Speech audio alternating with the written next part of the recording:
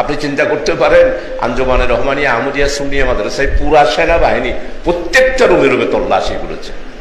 আপনারা বোধহয় খবর পান নাই, অনেক অস্ত্র পাওয়া গিয়েছে জামিয়া মাদ্রাসাতে।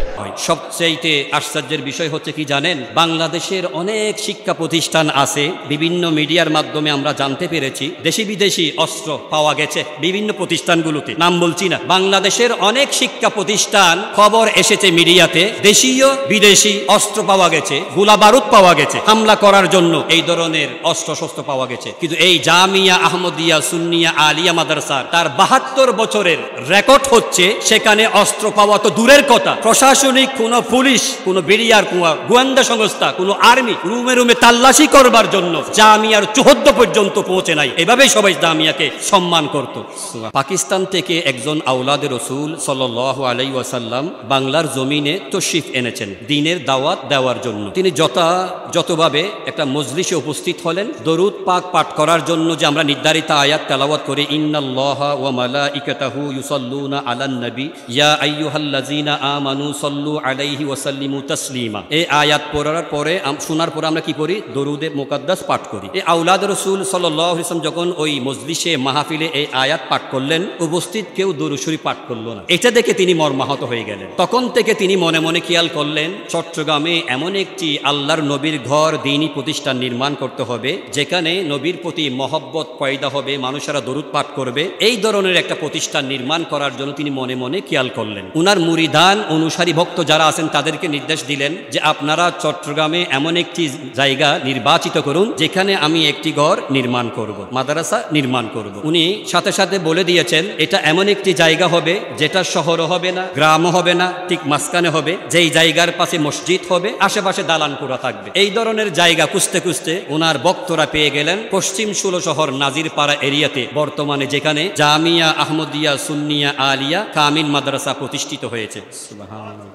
প্রতিষ্ঠাকালীন সময়ে এই মাদ্রাসাটা দরসে নিজামির মাধ্যমে পরিচালিত হয়েছে। বিনদেশি একজন আলেম মৌলানা উকারউদ্দিন বেরলভী রহমতুল্লাহের মাধ্যমে তিনি প্রধান হয়ে এই প্রতিষ্ঠানটা চালু করলেন। পরবর্তীতে বাংলাদেশ সরকারের অধীনে এই প্রতিষ্ঠানটা আলিম, ফাজিল, কামিল হাদিস, কামিল ফিকা, কামিল তফসির এবং অনার্স ডিপার্টমেন্ট বর্তমানে চালু আছে। হেফজখানাও সেখানে চালু রয়েছে। এই প্রতিষ্ঠানের অনেকগুলো কৃতিত্ব আছে। একটা কৃতিত্ব হচ্ছে 2001 সনে সারা বাংলাদেশে রাষ্ট্রীয়ভাবে শিক্ষা প্রতিষ্ঠানগুলোতে এই জামিয়া আহমদিয়া সুন্নিয়া আলিয়া শ্রেষ্ঠ শিক্ষা প্রতিষ্ঠান লাভ করে স্বর্ণ পদক ভূষিত হয়।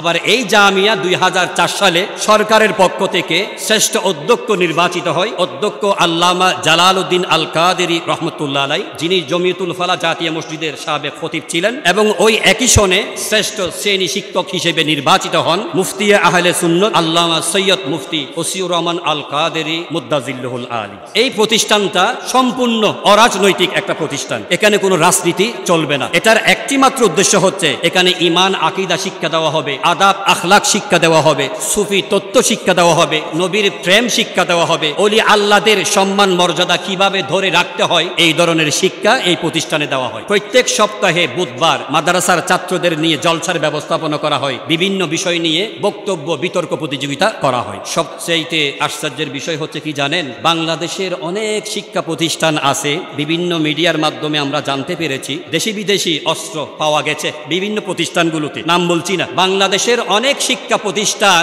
খবর এসেছে মিডিয়াতে, দেশীয় বিদেশি অস্ত্র পাওয়া গেছে, গোলা বারুদ পাওয়া গেছে, হামলা করার জন্য এই ধরনের অস্ত্র শস্ত্র পাওয়া গেছে। কিন্তু এই জামিয়া আহমদিয়া সুন্নিয়া আলিয়া মাদ্রাসার তার 72 বছরের রেকর্ড হচ্ছে, সেখানে অস্ত্র পাওয়া তো দূরের কথা, প্রশাসনিক কোন পুলিশ, কোন বিডিআর, কোন গোয়েন্দা সংস্থা, কোন আর্মি রুমে রুমে তাল্লাশি করবার জন্য জামিয়ার 14 পর্যন্ত পৌঁছে নাই। এভাবেই সবাই জামিয়াকে সম্মান করত।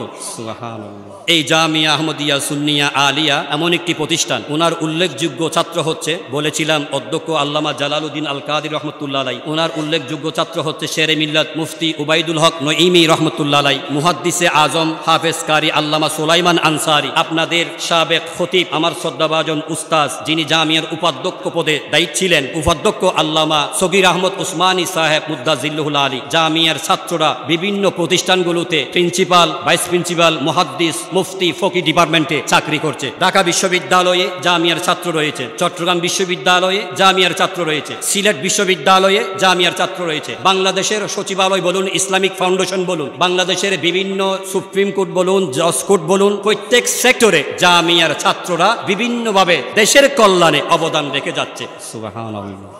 এই জামিয়া আহমদিয়া সুন্নিয়া আলিয়া যিনি প্রতিষ্ঠা করেছেন সৈয়দ আহমদ শাহ সিরকুটি রহমতুল্লাহ আলাই, আগামীকাল 11ই জিলকত ওনার উরস শরীফ অনুষ্ঠিত হবে জামিয়ার মাঠে। আমি আপনাদেরকে দাওয়াত দিলাম, রুহানি একটি মার্কাজে আপনারা সেই দাওয়াতে অ্যাটেন্ড করার জন্য চেষ্টা করবেন। ওখানে গেলেই আপনি জান্নাতি খুশবু পাবেন, আপনি প্রশান্তি লাভ করতে পারবেন। সুবহানাল্লাহ। এই জামিয়া আহমদিয়া সুন্নিয়া আলিয়া বাংলাদেশের জন্য একটি গর্বের বিষয়। আল্লাহ তাআলা আহকামুল হাকিমিন কিয়ামতের আগ পর্যন্ত এই জামিয়ার স্থায়িত্ব দীর্ঘজীবী করুক, আমিন। জামিয়ার ছাত্ররা সারা বাংলাদেশে দেশের পক্ষে, সুন্নিয়তের পক্ষে, আহলে সুন্নত ওয়াল জামাতের মতাদর্শের পক্ষে যে অবদান রাখছেন, তাদের এই অবদানগুলোকে মহান আল্লাহ দুনিয়া এবং আখিরাতে উত্তম প্রতিদান দান করুক, আমিন।